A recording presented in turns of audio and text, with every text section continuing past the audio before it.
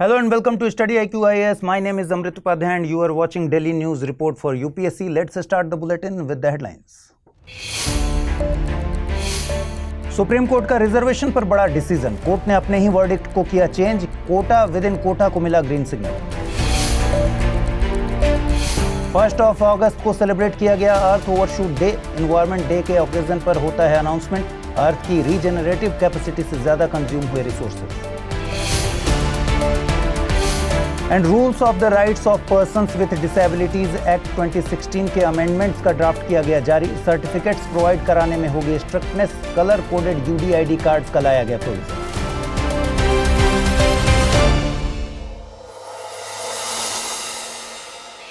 हिंदी माध्यम से यूपीएससी की तैयारी करते हैं आप, तो क्या स्टडी IQ IAS हिंदी के प्रतिज्ञा प्रीलिम्स टू इंटरव्यू बैच यानी P2I बैच के बारे में जानते हैं?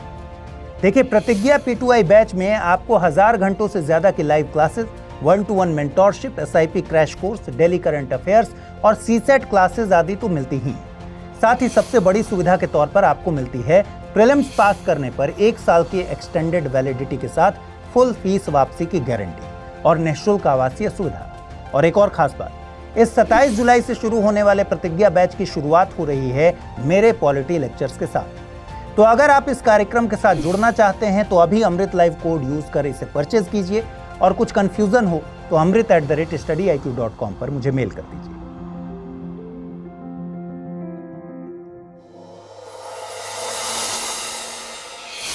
Let's start the bulletin. Supreme court ने रिजर्वेशन पर बड़ा डिसीजन दिया है। कोर्ट ने स्टेट्स को scheduled castes and scheduled tribes के विद इन दिए गए कोटा के विद इन कोटा को अप्रूव कर दिया। The bench which was headed by CJI Chandrachud, उसने 6:1 से ये वर्डिक्ट दिया। कोर्ट के अकॉर्डिंग हिस्टोरिकल एविडेंसेस ये इंडिकेट करती हैं कि scheduled castes are not a homogeneous class, therefore reservation देते समय इनके भीतर कैटेगराइजेशन किया जा सकता है। वी ऑल नो कि रिजर्वेशन मिलने के बाद भी SC एंड ST के विद इन कुछ क्लासेस ऐसी हैं जिनका उस लेवल का डेवलपमेंट नहीं हो पाया है। देयरफॉर स्टेट्स के पास ये पावर होनी चाहिए कि वे SC एंड ST के विद इन भी कैटेगराइजेशन कर सकें।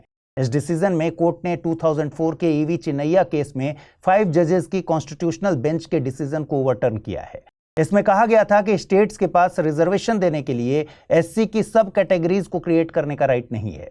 इनफैक्ट 1975 में पंजाब ने शेड्यूल्ड कास्ट को दिए जाने वाले रिजर्वेशन को 2 कैटेगरीज में डिवाइड किया था। फर्स्ट कैटेगरी में वाल्मीकि एंड मजहबी सिख कम्युनिटीज को इंक्लूड किया गया था, एंड सेकेंड कैटेगरी में rest of the scheduled caste were included. ये प्रोविजन 30 इयर्स तक इंप्लीमेंटेड रहा भी, बट 2004 में सुप्रीम कोर्ट के EV चिन्नैया केस के डिसीजन के बाद इसे रोक दिया गया। उस समय सुप्रीम कोर्ट का यह आर्गुमेंट था कि कॉन्स्टिट्यूशन ने हिस्टोरिकली कुछ कास्ट्स को बैकवर्ड माना है और उन्हें शेड्यूल्ड कास्ट्स के तौर पर क्लासिफाई किया है। इन्हें एक होमोजीनस क्लास कंसिडर किया जाता था। कोर्ट ने यह भी आर्गुमेंट दिया था कि अगर शेड्यूल्ड कास्ट्स के विद इन क्लासिफिकेशन किया गया तो ये राइट टू इक्वालिटी को वायलेट करेगा। हमें हमारी सराउंडिंग्स में ऐसे बहुत सारे एग्जाम्पल्स मिल जाएंगे, जैसे शेड्यूल्ड ट्राइब्स में ही मीना कई शेड्यूल्ड ट्राइब्स से सोशली और इकोनॉमिकली बहुत आगे हैं। अब अगर इन्हें होमोजीनस क्लास के तौर पर ट्रीट किया जाएगा तो रिजर्वेशन का रियल पर्पस फुलफिल कैसे होगा? 2024 में अर्थ ओवरशूट डे 1 अगस्त को सेलिब्रेट किया गया। इस दिन की अनाउंसमेंट हर साल 5 जून को एनवायरमेंट डे के ओकेजन पर की जाती है। Earth Overshoot Day marks the date when humans have used up all biological resources जिन्हें अर्थ यानी पृथ्वी द्वारा 1 साल में रीजेनरेट किया जाता है। अर्थ ओवरशूट डे का कॉन्सेप्ट फर्स्ट टाइम यूके के think tank new economics foundation के एंड्रयू सिम्स ने दिया था। इस डे को कैलकुलेट करने के लिए अर्थ की बायो कैपेसिटी को ह्यूमैनिटी के इकोलॉजिकल फुटप्रिंट से डिवाइड किया जाता है। इसके आउटकम को 365 से मल्टीप्लाई करने के बाद अर्थ ओवरशूट डे की डेट मिल जाती है। बायो कैपेसिटी का मतलब है किसी सिटी, रीजन या फिर कंट्री के biologically productive land and sea area से। इसमें forest land, grazing land, crop land, fishing grounds and built up land को भी इंक्लूड किया जाता है। इकोलॉजिकल फुटप्रिंट्स में पॉपुलेशन की उन डिमांड्स को इंक्लूड किया जाता है जो plant based food and fibre products, live stock and fish products, timber and other forest products and urban infrastructure के लिए रिक्वायर्ड एरियाज से रिलेटेड होती हैं। इसमें फॉसिल फ्यूल्स से होने वाले कार्बन एमिशंस को एब्जॉर्ब करने के लिए रिक्वायर्ड फॉरेस्ट्स को भी इंक्लूड किया जाता है। So with respect to our exam, we should remember कि 2024 में अर्थ ओवरशूट डे 1 अगस्त को मनाया गया। इसका मतलब क्या हुआ? इसका मतलब हुआ कि अर्थ साल भर में जितना रीजनरेट करेगी उतना अर्थ के इनहैबिटेंट्स अगस्त की 1 तारीख तक ऑलरेडी कंज्यूम कर चुके हैं। ये दिन ह्यूमंस को रिमाइंड कराता है कि अर्थ की रीजेनरेटिव कैपेसिटी लिमिटेड है, hence we should use these resources wisely. But इसी बैलेंस को मेंटेन करने में वर्ल्ड की कंट्रीज काफ़ी चैलेंजेस फेस कर रही हैं। If we talk about India, then यहाँ ग्रोइंग पॉपुलेशन है, रैपिड अर्बनाइजेशन हो रहा है, India is facing water shortage, India में क्लाइमेट चेंज से रिलेटेड काफ़ी प्रॉब्लम्स हैं, agricultural sector water shortage, heat waves and unseasonal rains जैसे चैलेंजेस फेस कर रहा है। फ्लड्स एंड ड्रॉट्स जैसे डिजास्टर्स सिर्फ इंफ्रास्ट्रक्चर को ही अफेक्ट नहीं कर रहे बट इकोनॉमी को भी निगेटिवली इम्पैक्ट कर रहे हैं। हीट स्ट्रेस की वजह से इंडिया में जॉब्स में भी कमी आ रही है। इन चैलेंजेस को एड्रेस करने के लिए government national clean energy fund, national water mission, प्रधानमंत्री कृषि सिंचाई योजना, प्रधानमंत्री फसल बीमा योजना एंड मनरेगा जैसी स्कीम्स पर काम कर रही है। डिसेबिलिटी किसी भी इंडिविजुअल के लाइफ का सबसे बिटर एक्सपीरियंस होता है। एक हेल्दी इंडिविजुअल कभी भी डिसेबिलिटी से हमेशा दूर रहना चाहता है। काफ़ी पहले लोग डिसेबिलिटी को अपनी प्रीवियस लाइफ के कर्मों से जोड़ते थे, रिलेट करते थे। जैसे जैसे टाइम चेंज हुआ, लोगों की थिंकिंग भी चेंज हुई एंड डिसेबल्ड इंडिविजुअल्स को मेन स्ट्रीम में लाने के लिए एफर्ट्स किए जाने लगे। इसके लिए डिसेबल्ड लोगों को रिजर्वेशन दिया गया so that they could get jobs to live their lives with dignity. But कुछ लोग इसे सक्सेस पाने का एक शॉर्टकट समझने लगे। उन्होंने डिसेबिलिटी के फेक सर्टिफिकेट्स बनवाने में भी हेजिटेट नहीं किया। रिसेंटली आईएएस ऑफिसर पूजा खेडकर के केस में भी ऐसा देखने को मिला। उन्होंने फेक डिसेबिलिटी सर्टिफिकेट के थ्रू सिलेक्शन लिया था। इस केस को मीडिया अटेंशन मिला एंड अब गवर्नमेंट इस मैटर पर स्ट्रिक्ट हो गई है। गवर्नमेंट ने rules of the rights of persons with disabilities act RPWD act 2016 में अमेंडमेंट का ड्राफ्ट प्रेजेंट किया है। न्यू चेंजेस में मेडिकल सर्टिफिकेट ऑब्टेन करने के लिए आइडेंटिटी कार्ड, मेडिकल अथॉरिटी की इन्वॉल्वमेंट जैसे कंपलसरी प्रोविजंस के चलते प्रोसेस को थोड़ा लेंदी बनाया गया है। इन अमेंडमेंट रूल्स में डिसेबिलिटी से सफ़र कर रहे इंडिविजुअल्स को अपना आई कार्ड कंपल्सरीली सबमिट करना होगा। इसके अलावा एक फ़ोटो भी सबमिट करनी होगी which is less than 6 months old. In amendments में सिर्फ मेडिकल अथॉरिटीज़ को डिसेबिलिटी सर्टिफिकेट्स इशू करने की अथॉरिटी दी गई है। इसके अलावा हर एप्लीकेशन को प्रोसेस करने के लिए टाइम को 1 month से इंक्रीज करके 3 months कर दिया गया है। देखिए, इन चेंजेस को अभी ड्राफ्ट के तौर पर ही पब्लिक ओपिनियन के लिए रखा गया है, इन्हें अभी तक फाइनलाइज नहीं किया गया है। बट डिसेबिलिटी की फील्ड में काम कर रहे एक्सपर्ट्स का मानना है कि इससे फेक डिसेबिलिटी सर्टिफिकेट्स पर तो शायद ही रोक लगे, बट रियलिटी अगर समझें तो people who are genuinely in need of these certificates उन्हें डेफिनेटली चैलेंजेस फेस करने होंगे।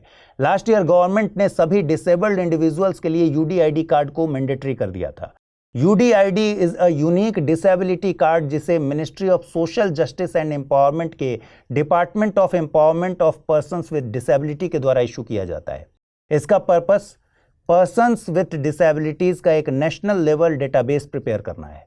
नए अमेंडमेंट्स में गवर्नमेंट ने डिसेबल्ड पीपल के लिए कलर कोडेड UDID का प्रोविजन किया है। 40% से कम डिसेबिलिटी के केस में पर्सन को व्हाइट UDID कार्ड दिया जाता है। 40 to 80% डिसेबिलिटी वाले पर्सन को येलो कार्ड एंड 80% से ज़्यादा डिसेबिलिटी होने पर पर्सन को ब्लू कार्ड दिया जाता है। इधर यूके की न्यूली फॉर्म पार्लियामेंट में new India all party parliamentary group form किया गया है। इसके जरिए इंडिया एंड यूके के बीच हर फील्ड में बायलैटरल रिलेशंस को प्रमोट किया जाएगा। इन एरियाज में trade, investment, science and technology, health care and education शामिल हैं। इस नए क्रॉस पार्टी पैनल को हाउस ऑफ लॉर्ड्स के MP Karan Bilimoria and British Sikh Labour MP Jeevan सांदर he chair करेंगे। इस पैनल का पर्पस दोनों कंट्रीज की पार्लियामेंट्स के बीच कोऑपरेशन को प्रमोट करना है। इसके जरिए national and regional level governments के बीच कोऑपरेशन को प्रमोट किया जाएगा। इसके जरिए पीपल टू पीपल लिंक के थ्रू दोनों कंट्रीज के बीच कोऑपरेशन इंक्रीज करने की बात की जा रही है। 1928 में फॉर्म हुआ ब्रिटिश इंडिया थिंक टैंक इसमें सेक्रेटेरिएट के तौर पर काम करेगा। यू शुड नो कि यूके में 18 जुलाई से 17 अगस्त के बीच South Asian heritage month celebrate किया जाता है। इनफैक्ट 18 जुलाई 1947 को ही इंडिया इंडिपेंडेंस एक्ट को ब्रिटेन के किंग जॉर्ज 6 ने अप्रूव किया था। सिमिलरली 17 अगस्त 1947 को इंडिया एंड पाकिस्तान के बीच बॉर्डर लाइन को डिसाइड किया गया था। इस साल हेरिटेज मंथ की थीम है free to be me. We all know कि ब्रिटेन ने साउथ एशिया की कई कंट्रीज को रूल किया है। बिकॉज ऑफ दिस ब्रिटेन की हिस्ट्री कई साउथ एशियन कंट्रीज से रिलेटेड है। ये हेरिटेज मंथ ब्रिटेन की हिस्ट्री को ही हाईलाइट करने के लिए है। आइए देखते हैं आज का टर्म ऑफ द डे क्या है। Today's term of the day is Vadakkiruthal. Vadakkiruthal एक प्रैक्टिस थी जो संगम पीरियड के दौरान प्रेवलेंट थी। ये डेथ तक फास्ट रखने का एक तमिल रिचुअल है। ये वॉर में डिफीट हुए किंग का डेथ तक फास्टिंग कर रिचुअल डेथ को एम्ब्रेस करने का एक तरीका था। देखिए रैपिड न्यूज में क्या है खास। Union minister of state for chemicals and fertilizers Anupriya Patel ने राज्यसभा में पीएम प्रणाम स्कीम से रिलेटेड इंफॉर्मेशन प्रेजेंट की। पीएम प्रणाम का फुल फॉर्म है PM programme for restoration awareness generation nourishment and amelioration of mother earth. इसे last year cabinet committee on economic affairs ने approve किया था। इस इनिशिएटिव का एम सभी स्टेट्स एंड यूनियन टेरिटरीज के एफर्ट्स को स्ट्रेंथन करना है। इन एफर्ट्स में फर्टिलाइजर्स के सस्टेनेबल एंड बैलेंस्ड यूज को इंक्रीज करना, ऑल्टरनेटिव फर्टिलाइजर्स अडॉप्ट करना, ऑर्गेनिक एंड नेचुरल फार्मिंग को प्रमोट करना एटसेट्रा शामिल हैं। It has no separate budget. इसे एग्जिस्टिंग फर्टिलाइजर सब्सिडी की सेविंग से ही फाइनेंस किया जाता है। इंडिया को Indo Pacific economic framework IPEF के तहत सप्लाई चेन काउंसिल का वाइस प्रेसिडेंट इलेक्ट किया गया। यूएसए को इसका प्रेसिडेंट इलेक्ट किया गया है। सप्लाई चेन IPEF के तहत 4 पिलर्स में से एक है। इसका main objective IPEF supply chain को ज्यादा resilient, robust and well integrated बनाना है। Now let's discuss some basic information about Indo Pacific economic framework. इसे मई 2022 में जापान के टोक्यो में लॉन्च किया गया था, जिसमें 14 कंट्रीज शामिल हैं। इसका ऑब्जेक्टिव इंडो पैसिफिक रीजन में development, economic stability and prosperity को बढ़ाना है। इसके 4 पिलर्स हैं: trade, supply chain resilience, clean economy and fair economy. India ने IPEF के 4 पिलर्स में से ट्रेड को छोड़कर बाकी सबको ज्वाइन किया है, जबकि ट्रेड में इंडिया ने ऑब्जर्वर स्टेटस मेंटेन किया हुआ है। प्रेसिडेंट द्रौपदी मुर्मू ने प्रीति सूदान को यूनियन पब्लिक सर्विस कमीशन का न्यू चेयरपर्सन अपॉइंट किया है। प्रीति सूदान डॉक्टर मनोज सोनी को रिप्लेस करेंगी, जिन्होंने कुछ दिन पहले ही पर्सनल रीजंस की वजह से रिजाइन कर दिया था। प्रीति सूदान प्रेजेंटली UPSC की मेंबर हैं। चेयरपर्सन के रूप में उनका टेन्योर 1 अगस्त से 29 अप्रैल 2025 तक या फिर नेक्स्ट ऑर्डर्स तक होगा। यूनियन पब्लिक सर्विस कमीशन एक कॉन्स्टिट्यूशनल बॉडी है। कॉन्स्टिट्यूशन के पार्ट 14 एंड चैप्टर 2 में आर्टिकल 315 to 323 तक इसकी डिटेल्स मिलती हैं। इस कमीशन के एक चेयरपर्सन एंड अदर मेंबर्स का अपॉइंटमेंट प्रेसिडेंट ऑफ इंडिया करते हैं। कॉन्स्टिट्यूशन में कमीशन के मेंबर्स की संख्या मेंशन नहीं की गई है। बाल गंगाधर तिलक की डेथ एनिवर्सरी हर साल 1 अगस्त को मनाई जाती है। He is also known as Lokmanya Tilak. वो एक Indian nationalist and social reformer थे। उनका जन्म महाराष्ट्र में 23 जुलाई 1856 को हुआ था एंड उनकी डेथ 1 अगस्त 1920 को हुई थी। वे स्वराज के आइडिया को पॉपुलर बनाने वाले शुरुआती लीडर्स में से एक थे। उन्होंने न सिर्फ फ्रीडम स्ट्रगल में कंट्रीब्यूट किया, बल्कि एजुकेशन की फील्ड में, सोशल रिफॉर्म्स में एंड अनटचेबिलिटी जैसे सोशल एवल्स को इरेडिकेट करने के लिए भी काम किया। केसरी उनका पॉपुलर न्यूज़पेपर था। उन्होंने Gita Rahasya and Arctic home of Vedas जैसी पॉपुलर बुक्स भी लिखी। फाइनेंशियल ईयर 2024-25 के फर्स्ट क्वार्टर में मिनरल प्रोडक्शन में ग्रोथ ऑब्जर्व की जा रही है। According to the data released, India world के एल्यूमिनियम का सेकंड लार्जेस्ट प्रोड्यूसर है, थर्ड लार्जेस्ट लाइम प्रोड्यूसर है and fourth largest iron ore producer है। आयरन ओर एंड लाइमस्टोन के प्रोडक्शन में continuous growth steel and cement की strong demand conditions को reflect करती हैं। एल्यूमिनियम की ये growth energy, infrastructure, construction and machinery जैसे सेक्टर्स में कंटिन्यूड स्ट्रॉन्ग इकोनॉमिक एक्टिविटी की ओर पॉइंट आउट करती है। पेरिस ओलंपिक्स 2024 से इंडिया के लिए एक एक्साइटिंग न्यूज आ रही है। इंडियन शूटर स्वप्निल कुसाले ने ब्रॉन्ज मेडल जीता है। उन्हें यह medal 50 metre rifle 3 positions event में मिला है। इसी के साथ इंडिया का ओवरऑल मेडल काउंट भी 3 हो गया है। Now it's time to see questions based on the bulletin. First question is, consider the following statements regarding PM Pranam scheme. This scheme is under the Union Ministry of Chemicals and Fertilizers. Under this, sustainable and balanced use of fertilizers is promoted. Choose the correct statement or statements from the above. Only one, only two, both one and two, neither one nor two. Second question is, recently Preeti Sudhan has been appointed as the new chairperson of the Union Public Service Commission. Among the following options, who appoints the chairperson of the Union Public Service Commission? President, Prime Minister, Home Minister or Vice Chairman of Niti Aayog? Now let's jump on to the answers of the questions which were asked in the previous bulletin. First question was, consider the following statements. E. coli is a virus found in the intestines of humans and animals. All its strains are harmless to humans. Choose the correct statement. Only one, only two, both one and two, neither one nor two. Correct answer is neither one nor two. Second question was, consider the following statements. The first Voice of Global South Summit was held in India. Oropouch fever is a viral disease.